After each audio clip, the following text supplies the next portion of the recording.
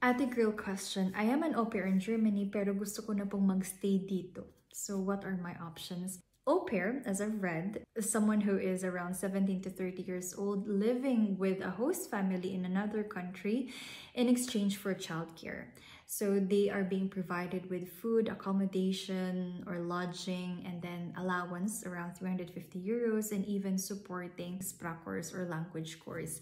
Now, if by any chance gusto mo nang magstay dito for good, take advantage of the time na nandun ka sa host family, parang immersing with the culture, immersing with the language, maybe around 1 to 2 years.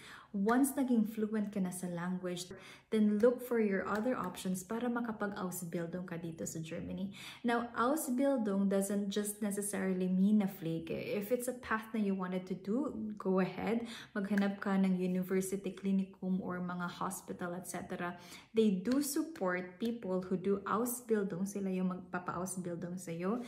Starting salary for Auszubildende would be around 1,200 euros, and then nag-i-increase siya every year. Now, if halimbawa ayaw mo naman sa Pflege, ayaw mo naman ng nursing career, there's a lot of different apprenticeship programs na ino-offer ng Germany. So maybe you would be interested to look for those other options too.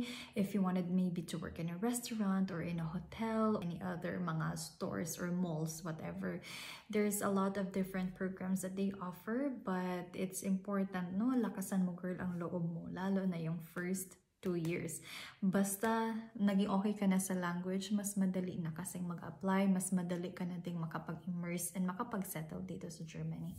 I hope it helps!